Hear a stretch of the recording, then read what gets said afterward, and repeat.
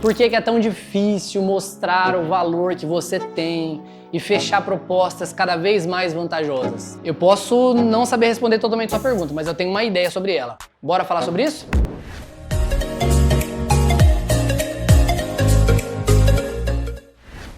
Você precisa entender que os serviços de engenharia, de arquitetura, no ramo da construção civil, eles possuem uma característica muito particular, muito específica.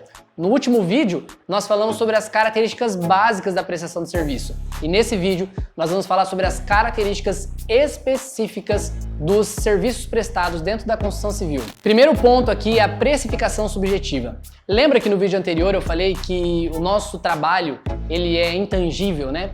Pegando um gancho nessa intangibilidade, né, nós temos aqui a precificação subjetiva, porque já que nós não conseguimos pegar o produto que nós estamos consumindo, a nossa percepção ela fica meio que no campo das ideias, então a precificação ela fica subjetiva. Por isso você precisa, de novo, pegar o seu cliente e mostrar o seu portfólio, mostrar o que você já fez, os resultados que você tem. Assim ele vai começar a tangibilizar, ele vai começar a tornar o preço equivalente ao valor que ele está percebendo. Por isso que o preço, o valor financeiro, monetário, ele vai ser apresentado no final da sua reunião com o cliente. Primeiro ele precisa subir essa régua de valor percebido, tá? Essa é uma estratégia, já entra agora na parte de gerenciar essa característica específica, né? Como que a gente gerencia essa precificação subjetiva? Primeira dica eu já dei pra você, né? Que é você primeiro sobe a régua da tangibilidade para depois você dar o valor financeiro da sua proposta. Deixando muito bem claro os seus diferenciais competitivos, né? O que te diferencia dos outros profissionais? O que você faz que ninguém faz?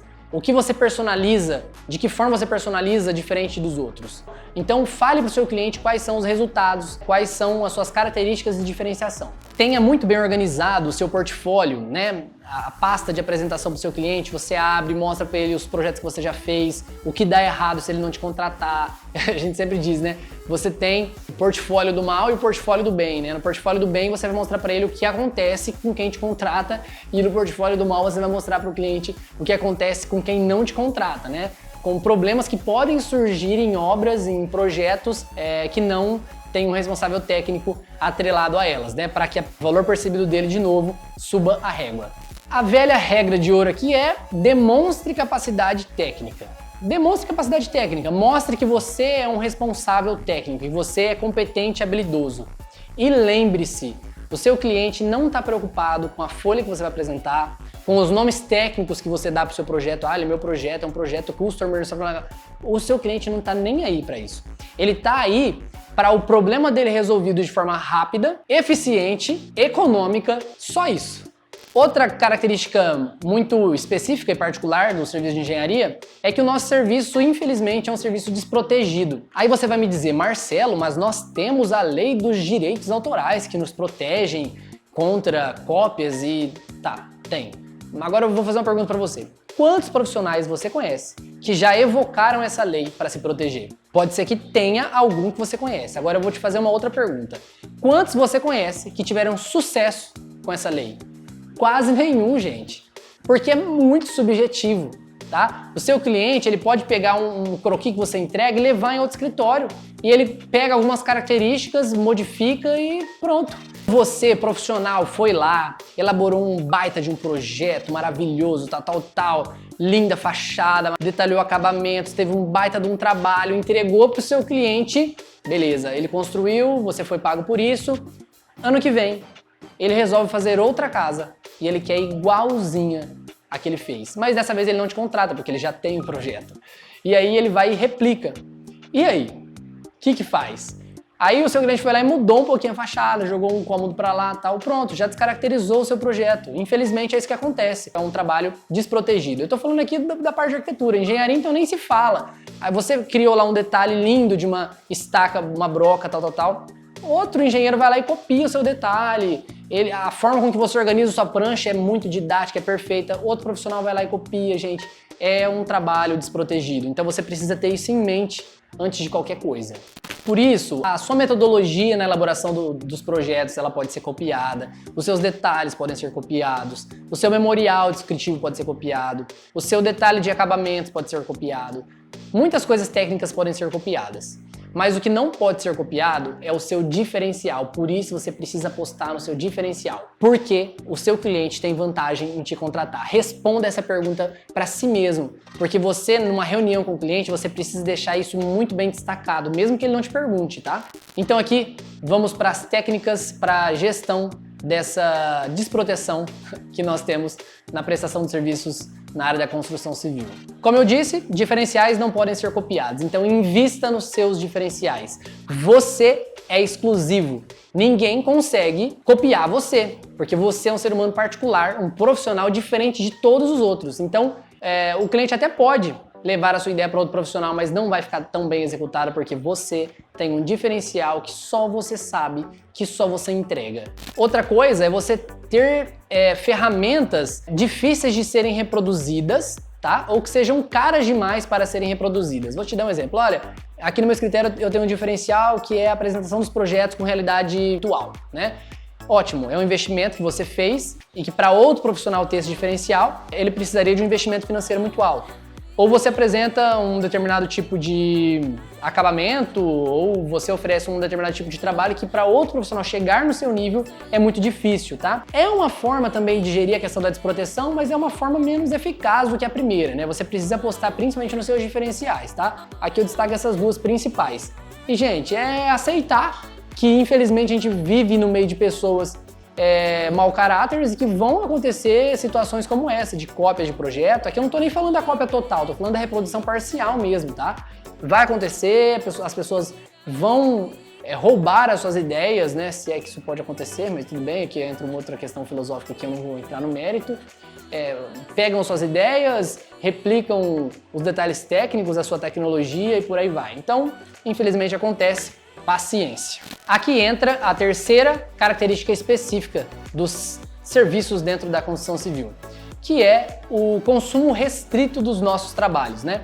O que isso significa? Bem, isso significa que poucas pessoas vão te contratar e poucas vezes na vida, né? Porque você há de convir comigo que uma construção não é uma coisa que você faz todo dia, né? Então o nosso produto é um produto de consumo restrito, né? O nosso serviço ele é de consumo restrito, então poucas pessoas vão comprar poucas vezes na vida. Por isso, você precisa prestar muita atenção no CAC, né? No seu custo de aquisição do cliente. Se o seu negócio está começando ainda, né? Ganhando tração, você não precisa investir necessariamente nessa aquisição do cliente, né? Você pode investir seu tempo, né? Usar a mídia digital, as redes sociais, de forma orgânica para trazer esse cliente até você. Agora, se você já está com o escritório já bem andando e tal, você pode começar a investir mesmo em patrocínios, em rede social, marketing, por aí vai. Banners, placas e tudo mais.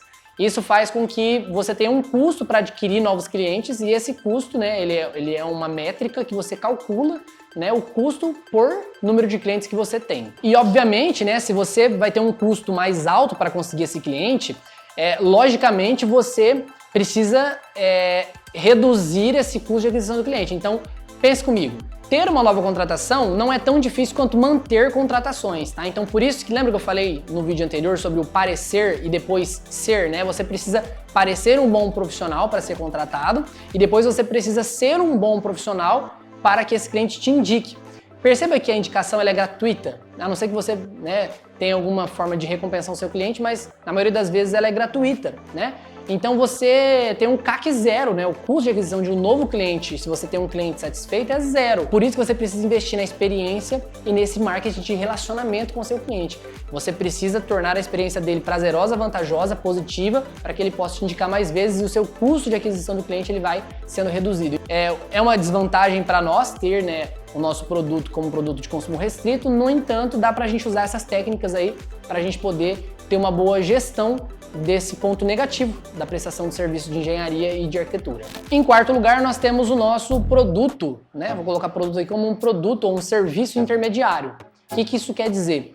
Quer dizer que o seu trabalho, o seu serviço, ele não é o que o seu cliente quer de verdade, né? Por exemplo, se você oferece projetos, né? O seu cliente ele não quer o projeto, ele quer a casa dele feita, né?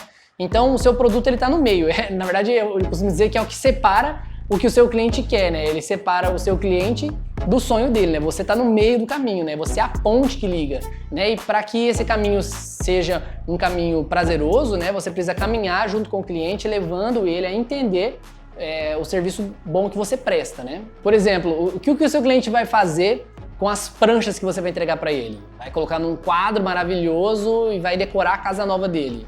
Não, né? Não é isso que ele vai fazer.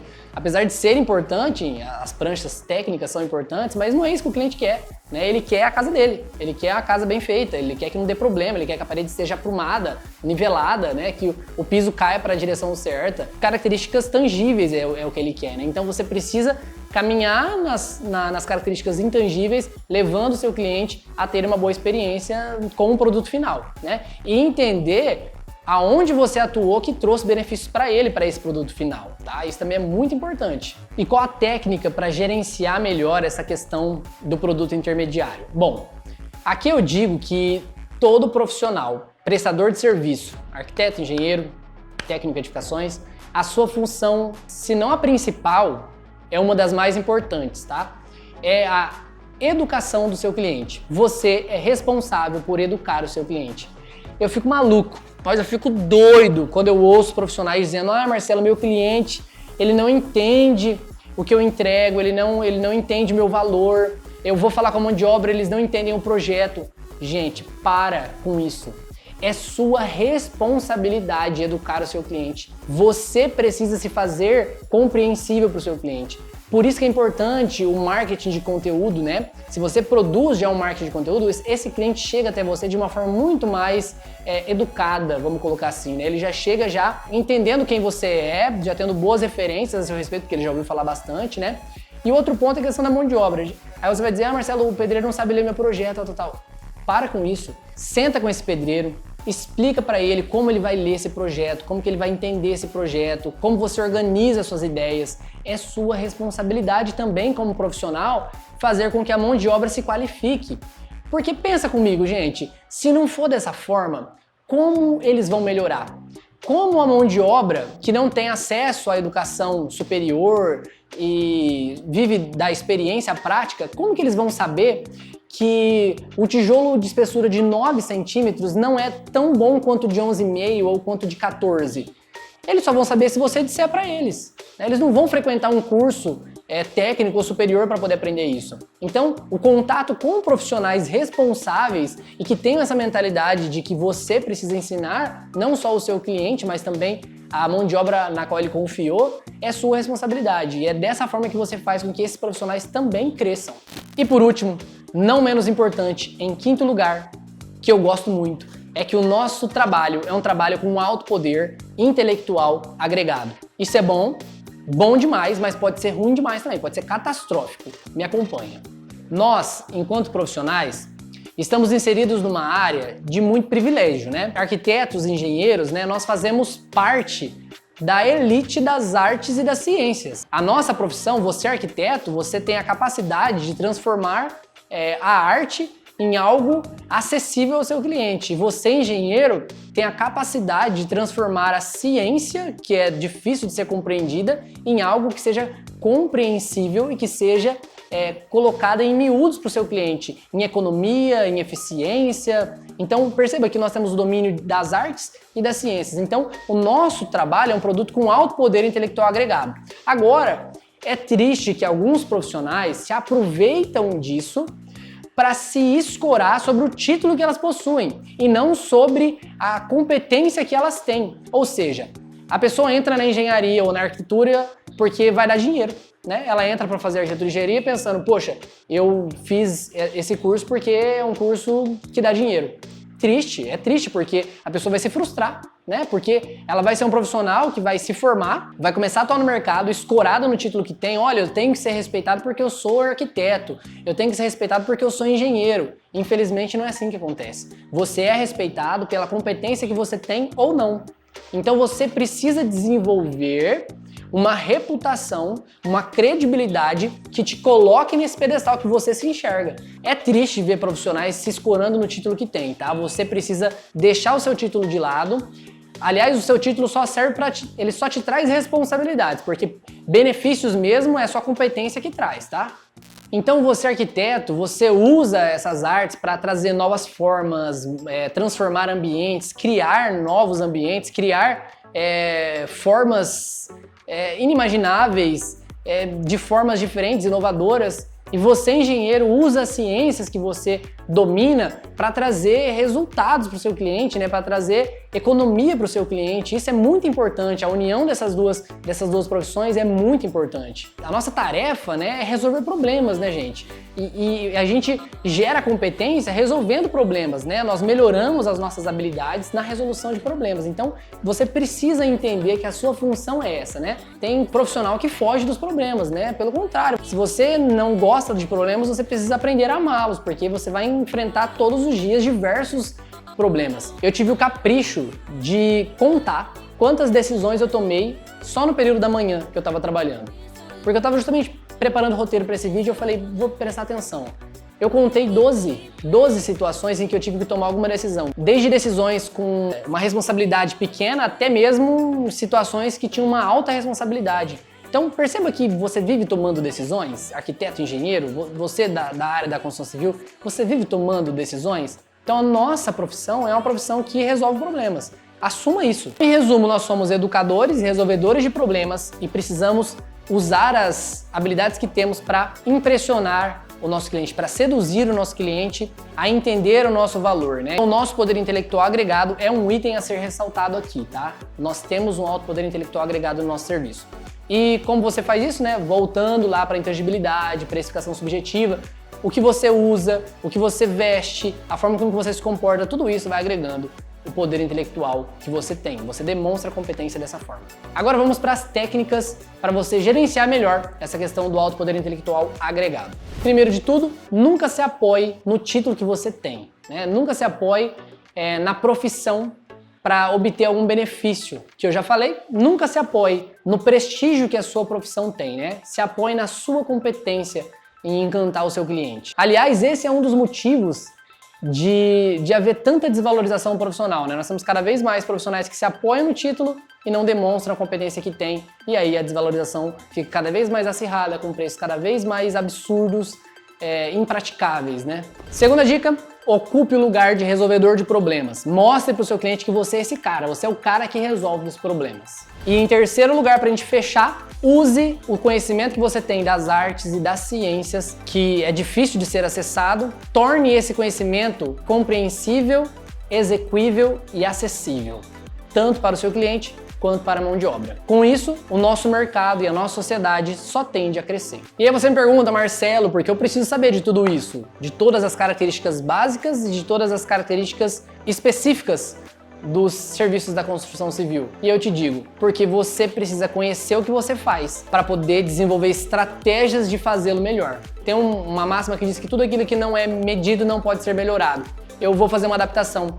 Tudo que você não entende completamente também não consegue ser melhorado. Então, você precisa compreender o trabalho que você presta, entender essas características para poder desenvolver ferramentas, desenvolver estratégias e técnicas para crescer o seu valor percebido e aumentar o seu valor financeiro, e assim você consegue ter uma vida de sucesso e muito mais prazerosa. Eu espero que você tenha gostado deste humilde vídeo e eu te espero no próximo vídeo. Gente, compartilha, deixa um comentário, tal. Fala para mim, Marcelo, não concordo com tal lugar que você falou assim, assim, assim, isso é legal, é prazeroso, todos nós crescemos. Diga se você concorda com o que eu disse aqui. Vamos tornar esse campo aqui embaixo dos comentários um campo onde a gente possa realmente ter um fórum aqui, uma troca de ideias entre profissionais da área da construção civil. Eu vou ficando por aqui e até o nosso próximo vídeo. Até lá! Se você está em formação e sente que a faculdade não está te preparando para o mercado de trabalho como deveria, ou se você é alguém que tem a sua graduação, mas não sabe por onde começar na arquitetura e engenharia, eu quero te convidar a conhecer um método comprovado que vai te transformar de estudante a profissional em 7 capítulos. Se esse conteúdo faz sentido para você, eu te convido a acessar esse material que está na descrição desse vídeo, beleza? Até mais!